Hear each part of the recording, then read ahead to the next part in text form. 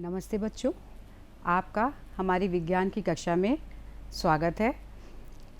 तो बच्चों, आपने अपने चारों ओर आप बहुत सारी वस्तुएं देखते हैं। आप जिस पे बैठ के मुझे देख रहे होंगे वो भी कोई वस्तु होगी। आप जिसमें मुझे देख रहे होंगे वो भी कोई वस्तु होगी। और अगर आप अपने चारों ओर नज़र दौड़ाएं तो बहुत सारी चीज़ें ऐसी होंगी जो आप देखते हैं। जैसे आपके आसपास में आपके कमरे में टीवी है, बेड है, चेयर है, टेबल है। उसके अलावा आप बहुत सारी टॉयज़ ऐसे लिए होंगे कि जिससे आप खेल रहे होंगे। और अगर हम ज़रूरती चीज़ों पर देखें तो आप अपने भूख को मिटाने के लिए क्या करते हैं? भोजन का इस्तेमाल करते हैं। भोजन में हम क्या क्या खा सकते हैं? सेब ले सकते हैं, फल मतलब फल हो गए, सब्ज़ी हो गए। तो ये फल को अगर आप देखते हैं तो फल कैसे हैं? ठोस हैं। आप चाहें तो इनका जूस भी निकाल के आप पी सकते हैं। और सबसे ज़्यादा महत्वपूर्ण चीज़, आप अपनी प्यास बुझाने के लिए किसका उपयोग करते हैं? पानी का उपयोग करते हैं। उसके साथ साथ में आप बहुत महत्वपूर्ण चीज़ जो सांस लेने के लिए यूज़ में लाते हैं, क्या लाते हैं आप उपयोग में सांस लेने के लिए? गैस का उपयोग। कौन सी गैस का उपयोग करते हैं? ऑक्सीजन गैस का उपयोग करते हैं हम सांस लेने के लिए, जिसे हम शायद महसूस कर सकते हैं, देख नहीं सकते हैं। उसके अलावा अगर आप और उदाहरण के रूप में देखना चाहें तो आपके घर में नारियल तेल होगा।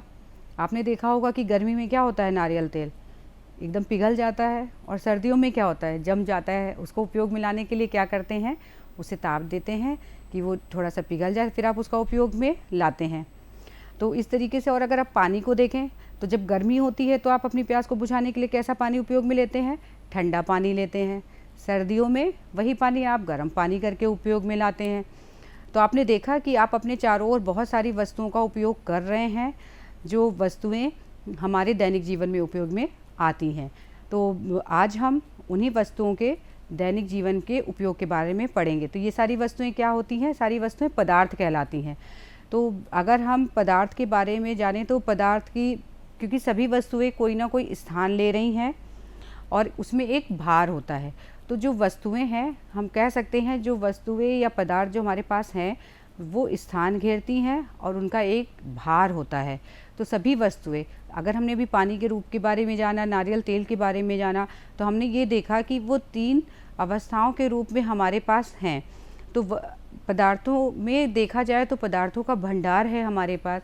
तो इन भंडारों का कि हम उनको कैसे पहचाने कि कौन सा भंडार किस तरीके से है, किस तरीके से है, तो उसका एक निश्चित वर्गीकरण किया गया। तो ये वर्गीकरण भी कई तरीके का वर्गीकरण किया गया। उसके साथ में ही ये पदार्थ के वर्गीकरण का एक रूप है ठोस, द्रव्य, गैस, जिसे कि अभी हम पढ़ेंगे ठोस, द्रव्य, गैस के बारे में। वैसे तो पदार्थों का वर्गीकरण कई तरीके से कर सकते हैं, क्योंकि पदार्थों में बहुत सारे गुण निहित होते हैं कि एक पदार्थ में एक ही गुण नहीं होता, उसमें कई सारे गुण निहित होते हैं। तो अब अगर हम पदार्थों की अवस्था, मतलब जो स्टेट है कि जैसे हम पानी ले रहे हैं तो वो लिक्विड के फॉर्म में ले रहे हैं, ऑक्सीजन ले रहे हैं वो गैस के फॉर्म में ले रहे हैं, और जो जूस है वो द्रव्य के फॉर्म में ले रहे हैं। सेब हमने खाया वो हमारे सॉलिड हो गया, तो वो हम खा रहे हैं। तो ये 3 अवस्थाएं हो गई पदार्थ की, सॉलिड, लिक्विड और गैस। अच्छा, एक और प्रश्न आपसे करती हूँ। अगर आपकी माँ खाना बना रही होती हैं तो आपको कैसे पता चल जाता है कि माँ आज खाना बना रही? क्योंकि क्या होता है कि जो खाने में जो खुशबू मतलब जो चीज़ें पड़ी होती हैं उनकी एक अपनी सुगंध होती है, वो सुगंध हमारे तक पहुंचती है तो हमें पता चलता है कि खाना बहुत सुगंधित है। तो ये चीज़ उसकी सुगंध हमारे तक कैसे ही? क्योंकि वो गैस के अणुओं के द्वारा, क्योंकि उसमें गैस के अणु हैं और वो हमारे तक के पहुँचते हैं, जिससे हमें पता चला कि आज माँ ने खाने में स्वादिष्ट क्या बनाया है। तो अब ये जान लें, हमें ये तो पता चल गया कि जो पदार्थ है उनकी 3 अवस्थाएँ हैं, ठोस, द्रव्य और गैस। अब इनका हम वर्गीकरण कैसे कर सकते हैं? बाहर से देख के तो आराम से कर सकते हैं, क्योंकि जो वर्गीकरण किया गया है वो कई तरीके का वर्गीकरण है, भौतिक और रासायनिक। भौतिक वर्गीकरण वो है जिसको हम बाहर से देख के वस्तुओं को पहचान सकें। रासायनिक क्या है? उनके कणों के आधार पर किया गया है। तो जो भौतिक वर्गीकरण है, तो बाहर से देख के करने का वर्गीकरण, तो हमारी जो ये पदार्थ की 3 अवस्थाएं हैं, ठोस, द्रव्य, गैस, तो इनको हम बाहर से देख के पहचान सकते हैं, इसीलिए इसको भौतिकी के अंतर्गत वर्गीकृत किया गया है। और इनमें कौन से लक्षण हैं जिनके आधार पर हम इनको वर्गीकृत कर सकते हैं, तो वो जान लेते हैं। आकार, आयतन, दृढ़ता या तरलता, संपीड्यता, कणों की स्थिति, कणों के बीच आकर्षक बल और विसरण, ये सारे गुण हैं जिसके आधार पर हम पहचान सकते हैं कि वो पदार्थ कौन किस अवस्था में है, वो ठोस है कि द्रव्य है कि गैस है, इस तरीके से हम पहचान सकते हैं। आइए मैं आपको दिखाती हूँ उदाहरण।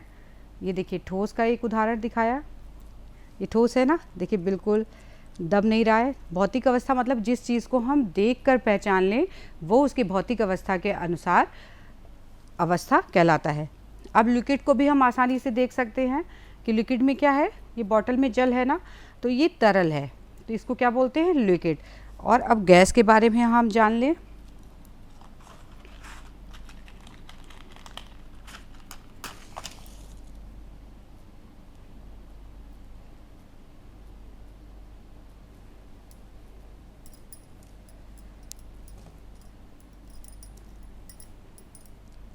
ये देखिए गैस, देखा ना आपने तीनों में, ठोस, लिक्विड और ये गैस।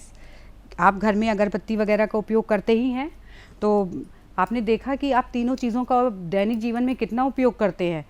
तो अब आप भी देख के तो आसानी से बता लेंगे कि क्या ठोस है, क्या द्रव्य है और क्या गैस है। अब इन सभी को लक्षणों को हम एक एक अवस्थाओं के पे रख करके देखेंगे कि उनके लक्षण क्या हैं। पहले हम दो लक्षण जो हैं, हमें ये पता है कि आकार और आयतन तो वस्तुओं का बाहर से देख के भी हम पता कर सकते हैं। संपीडिता शायद आपने नया शब्द सुना होगा, तो मैं संपीडिता आपको बता देती हूँ। संपीडिता मतलब होता है कॉम्प्रेसिबिलिटी।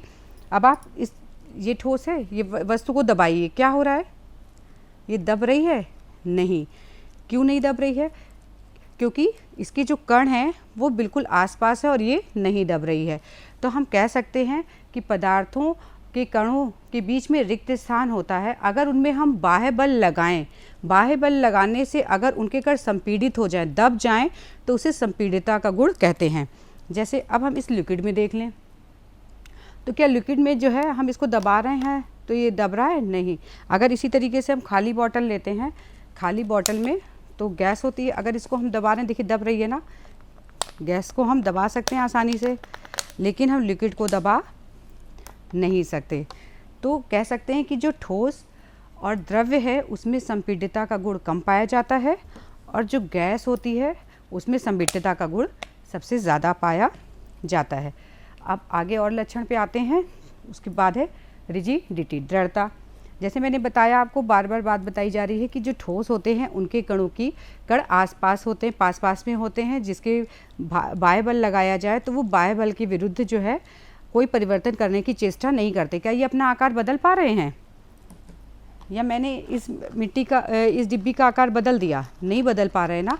तो पदार्थ का वह गुण जिसमें कोई बाह्य बल लगा के उनके कणों की स्थितियों को बदला जा सके,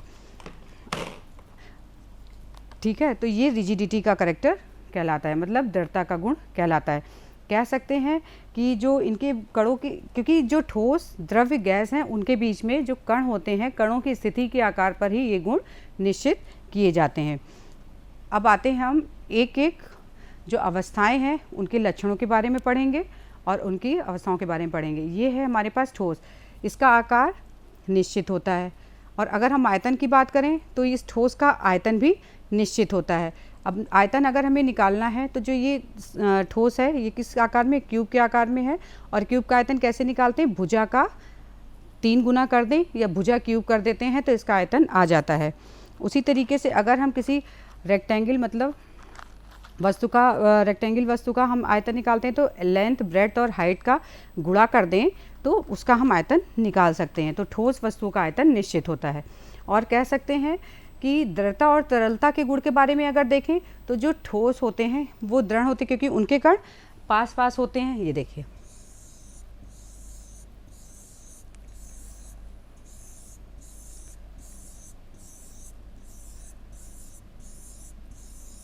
इनके कण पास पास में है, तो क्या जो इनके कण पास पास में हैं, अब इस कणों को हम क्या हिला सकते हैं? ये एक दूसरे से एक बल से बंधे हुए हैं और ये नहीं टूट रहे हैं।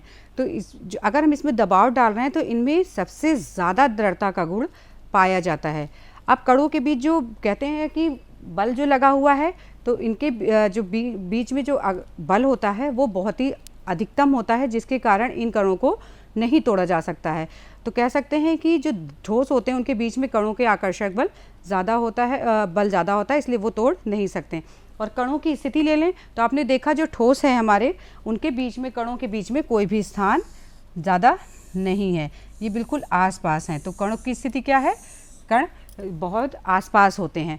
फिर संपीड्यता, आगे जो इसका लक्षण है वो संपीड्यता है। तो क्या संपीड़ित हो रहे हैं? नहीं, मैंने आपको बताया कि ठोस संपीड़ित नहीं होते हैं। विसरण की बात आ जाती है तो विसरण का मतलब होता है डिफ्यूज़न। क्या कोई एक ठोस दूसरे ठोस में मिल जाता है? करके देखिए, कभी आपने किया है कि किसी ठोस को किसी ठोस के साथ मिलाया हो और वो मिल गया हो? नहीं होता ना। कोई भी ठोस आप ले लीजिए, क्या आप इसको मिला सकते हैं? नहीं, क्योंकि आप इसको रखने के लिए किसी भी वस्तु की ज़रूरत भी नहीं होती कि किसी चीज़ में आप डालें। इसको रखने के लिए आराम से आप रख सकते हैं। मैंने जैसे आपको पहले बताया कि कोई भी जो भी हमारे पदार्थ हैं वो क्या है, स्थान घेरती हैं और उनमें भार होता है। तो जो सॉलिड है उसको रखने के लिए किसी भी चीज़ की ज़रूरत नहीं पड़ती, आप उसे आसानी से प्लेस कर सकते हैं। अब आपको हम ठोस और द्रव्य की तुलना करके बताएंगे कि जो द्रव्य है उसके क्या क्या गुण होते हैं, और फिर उसकी आप ठोस से तुलना करिए तो आपको पता चल जाएगा कि ठोस और द्रव्य में क्या अंतर है। सबसे पहले जैसे मैंने ठोस में लिया था, ठोस का आकार और आयतन, उसी तरीके से हम द्रव्य में भी लेंगे। तो क्या आप जो जल लेते हैं उसको उसका आकार निश्चित होता है, आप उसको जिस भी पात्र में डालते हैं ये उसका आकार ले लेता है। अगर आप उसे कटोरी में डालिए तो कटोरी का आकार ले लेगा, अगर आप उसे ग्लास में डालते हैं तो ग्लास में भी ले लेगा। सबकी बॉटल, अगर आप स्कूल में पानी की बोतल लाते हैं, सबकी पानी की बोतल का आकार अलग अलग होता है। तो पानी आप जिस बॉटल में डालते हैं उसी बॉटल का आकार ले लेता है। या आपके घर में कोई अगर चाय पी रहा है तो आपने देखा कि कोई कप में चाय पीता है, कोई कटोरी में पीता है, कोई ग्लास में पीता है। तो हम कह सकते हैं कि जो तरल होते हैं उनका आकार निश्चित नहीं होता। आप बाज़ार में देखिए बहुत सारे तेल है वो भी तरल में आता है ना, बिल्कुल पानी की तरह ही होता है कि जिस पात्र में डालिए उसी का आकार ले लेता है। तो वो भी विभिन्न बोतलों में आता है। आप जूस की तरह तरह की बोतल देख लीजिए, आजकल तो आकर्षक बोतलें आती हैं जिसमें डाल करके इस तरल के आकार को परिवर्तित किया जा सकता है। तो कहते हैं कि आकार और आयतन जो है, इसका आकार जो है निश्चित नहीं होता है, आयतन निश्चित होता है। अगर 1 लीटर का पानी हम एक बॉटल में डालेंगे और एक बाल्टी में डालेंगे तो क्या पानी उसमें कम हो जाएगा? नहीं, पानी उतना ही दोनों में ही सेम रहेगा। तो पानी का जो आयतन होता है वो निश्चित होता है, आकार अनिश्चित होता है। अब दृढ़ता और तरलता का गुण ले लें तो इसमें तरलता का गुण पाया जाता है। अब आप देखिए, अगर आप इसको डालिए नीचे तो ये आराम से फैल जाएगा, तो इसमें तरलता का गुण पाया जाता है। क्योंकि तरलता का गुण क्यों आता है? क्योंकि इसमें जो कण होते हैं वो थोड़ा सा ठोस की अपेक्षा दूर दूर होते हैं। क्या होते हैं? दूर दूर होते हैं। तो ये कह सकते हैं कि जो तरल होते हैं उनमें तरलता का गुण पाया जाता है।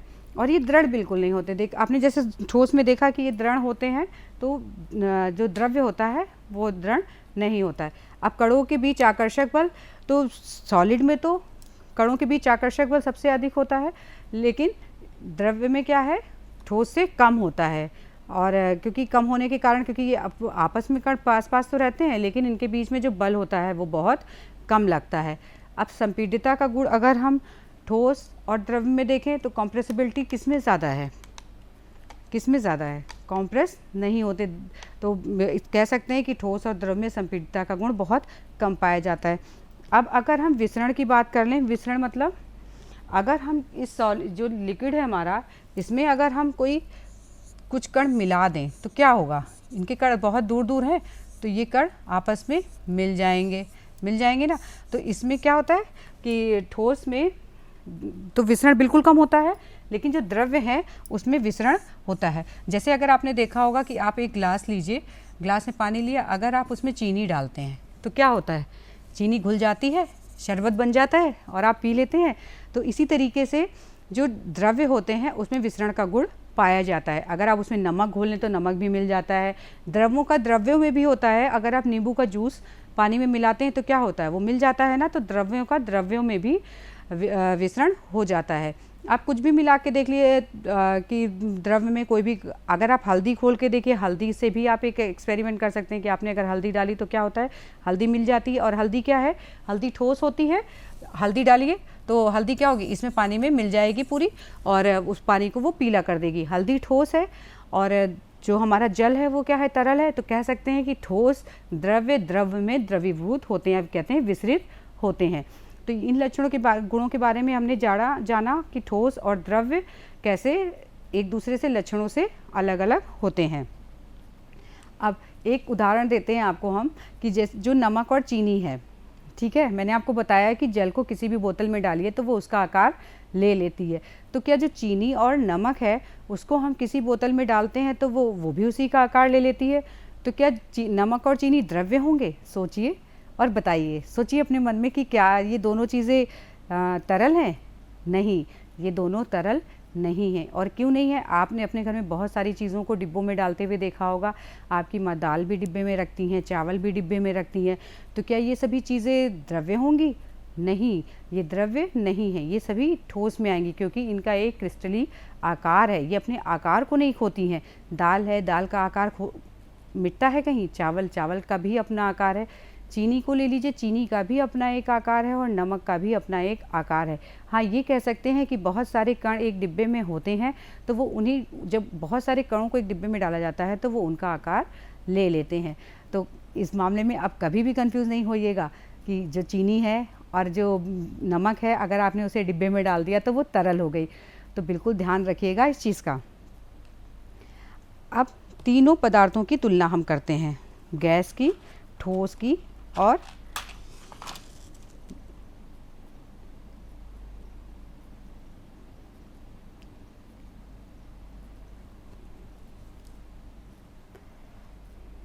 आपको मैंने एक उदाहरण दिया था कि आपकी माँ ने अगर घर में खाना बनाया है तो आप तक की खुशबू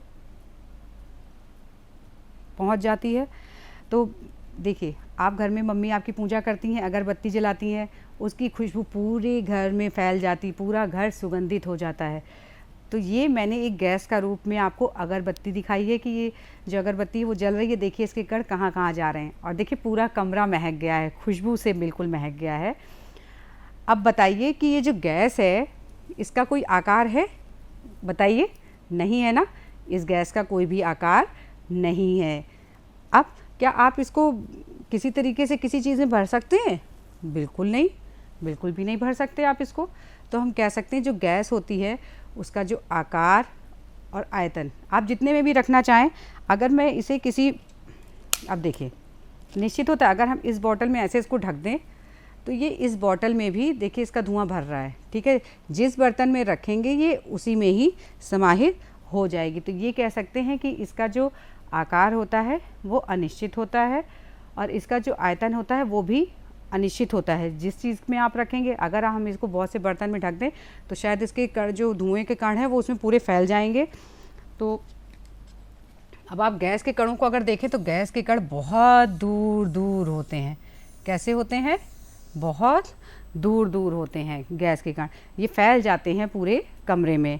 तो और अगर इनमें हम कहें कि दृढ़ता और तरलता का गुण, तो क्या है? ये बह रहे हैं, ये तो बहुत बह सकते हैं। देखिए कहीं भी ले जाइए ये चारों कमरे में फैल जाएंगे। तो जो गैस का दृढ़ता का गुण, जो गैस में है वो दृढ़ता, जो तरलता और दृढ़ता का गुण क्या है? बहुत कम है, ये बह सकते हैं। अब इनके बीच आकर्षक बल मैंने आपको बताया। अब आप देखिए, आप, मैंने बताया ना कि जो ठोस गैस हैं, गैस के जो कण हैं कितने दूर दूर हैं, कितने दूर दूर कण पाए जा रहे हैं, इनके बीच में कितना स्थान है? ये बहुत ज़्यादा, ये देख कितने दूर दूर स्थान है ना। तो ये गैस के कण बहुत दूर दूर हैं। अब अगर हम बात करते हैं संपीडितता की, तो क्या ये संपीड़ित हो सकते हैं?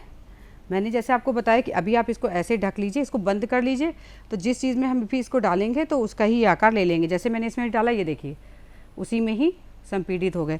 अब आपके घर में जो गैस यूज़ होती है उसका सिलेंडर बड़ा भी आता है और छोटा भी आता है। तो वो कैसे कर दिया जाता है कि उसके छोटे रूप में भी मिलता है वो गैस का सिलेंडर और बड़े रूप में भी मिलता है। तो वो क्योंकि गैस संपीड़ित हो जाती है और क्योंकि गैस को छोटे स्थान पे भी रख सकते हैं और चाहें तो वो पूरा बड़ा क्षेत्र भी ले सकता है। तो गैस बहुत ज़्यादा संपीड़ित होती हैं। और विसरण के सबसे प्रमुख गुण, विसरण जो है तो क्या होता है? विसरण बहुत तीव्रता से होता है। बहुत चीज़ें, किसी चीज़ की सुगंध और दुर्गंध पहचानना, जैसे आपने देखा है ना, अगर आप किसी चीज़ की सुगंध और दुर्गंध पहचानिए तो क्या होता है? सुगंध बिल्कुल कमरे में फैल जाती है ना। तो एक बार हम सुगंध पूरे कमरे में हमारी फैल जाती है। तो एक बार हम देखेंगे कि जो कण हैं सॉलिड में कैसे होते हैं, बिल्कुल पास पास। ये हो गए हमारे सॉलिड के गुण। फिर लिक्विड में थोड़े से दूर दूर होते हैं, ये लिक्विड का हो गया। गैस में बहुत ही दूर दूर कण पाए जाते हैं। तो अब हमने देखा कि जो कण है, कणों की स्थिति भी तीनों अवस्थाओं में अलग अलग है।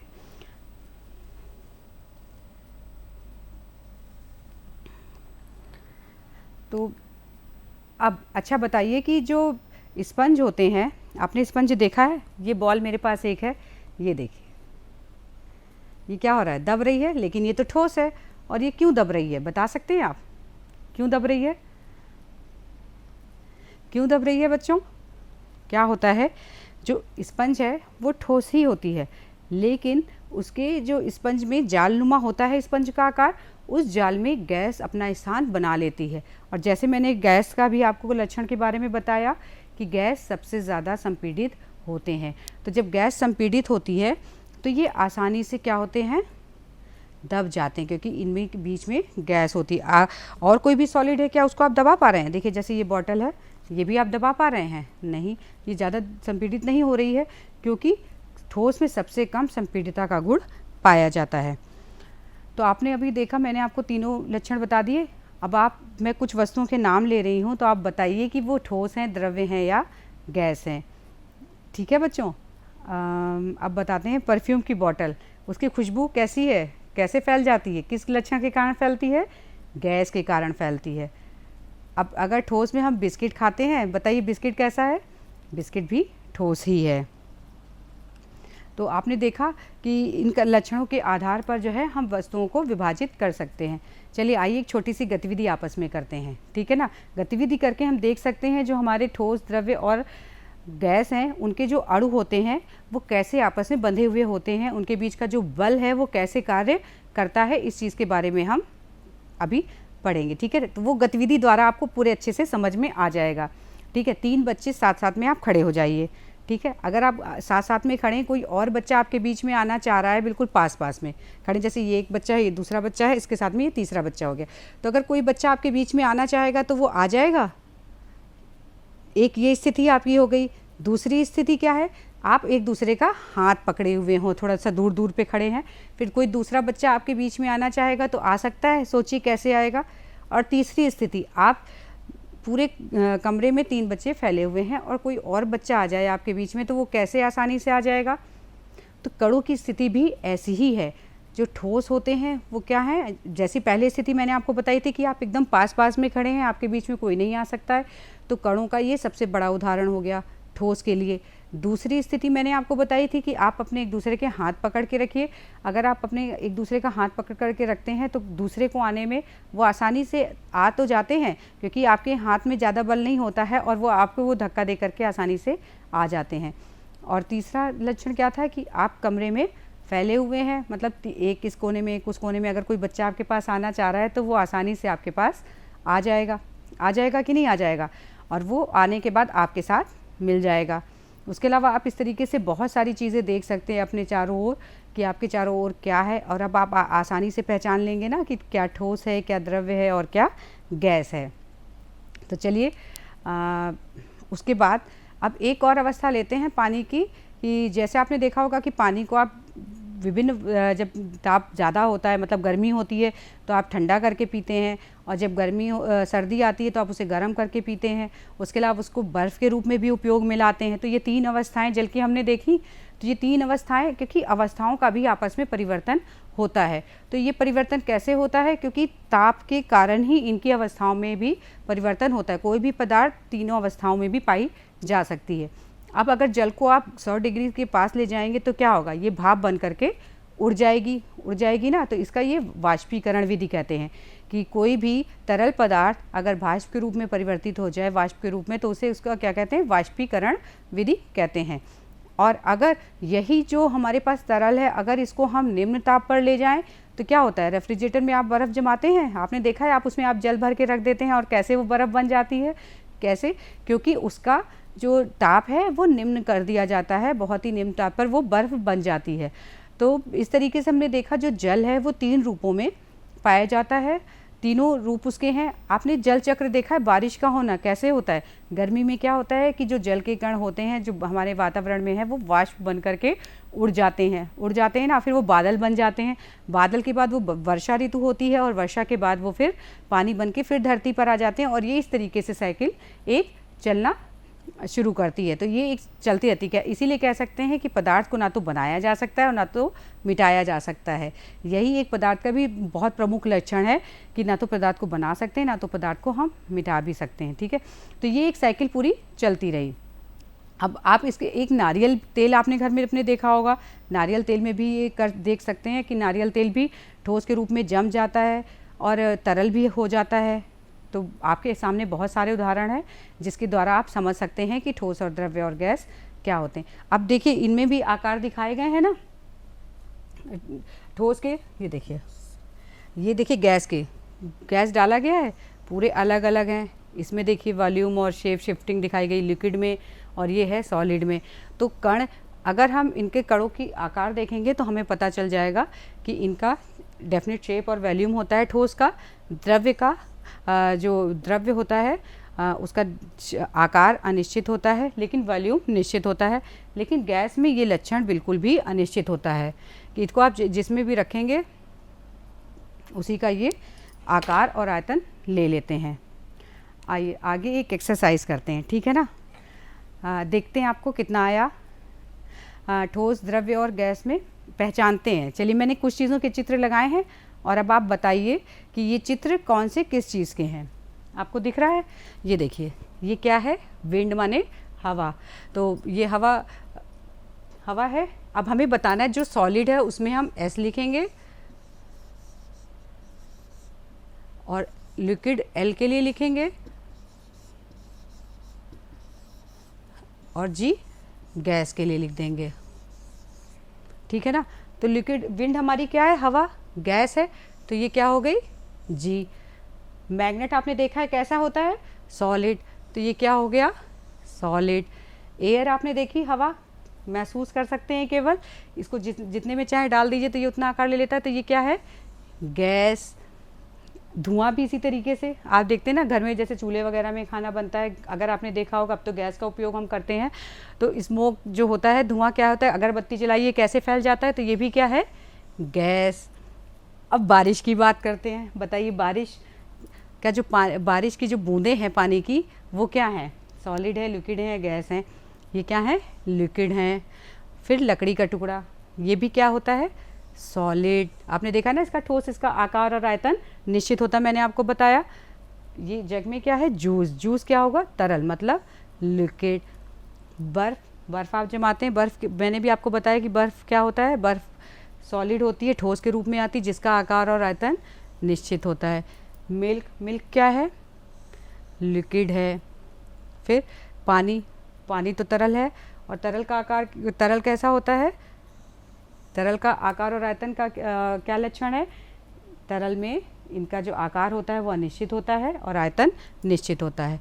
स्टीम क्या, जब आप पानी या चाय बनाते हैं तो भाप निकलती है, तो वो भाप क्या है, जो ये भाप निकली हुई है, ये स्टीम, वो क्या होगी, सॉलिड, लिक्विड या गैस, ये गैस है, क्योंकि ये तो चारों तरफ फैल जाती है, हमें पता नहीं चलती। कद्दू मतलब पम्पकिन, और पम्पकिन क्या है, सॉलिड है या लिक्विड है या गैस है, क्या है बताइए, आप सोचिए, सॉलिड, क्योंकि इसको तो हम काट के बनाते हैं ना कि सॉलिड है, अगर आप उसके छोटे छोटे पीस करते हैं तो ये सॉलिड में आता है। तो अब आपने देखा कि अब आप समझ गए ना कि सॉलिड, लिक्विड और गैस क्या है, ठीक है। अब देख के भी आप पहचान सकते हैं और आपको ये भी पता चल गया कि सॉलिड, लिक्विड और गैस को हम कैसे वर्गीकृत कर सकते हैं, कौन सी चीज़ें सॉलिड हैं, कौन सी लिक्विड हैं, कौन सी गैस हैं।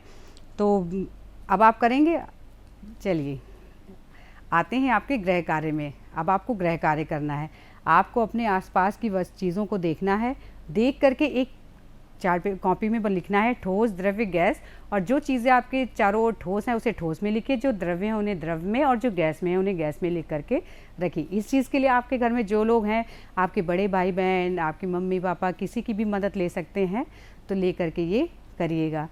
तो बच्चों, आज आपको समझ में आ गया होगा ठोस, द्रव्य के बारे में।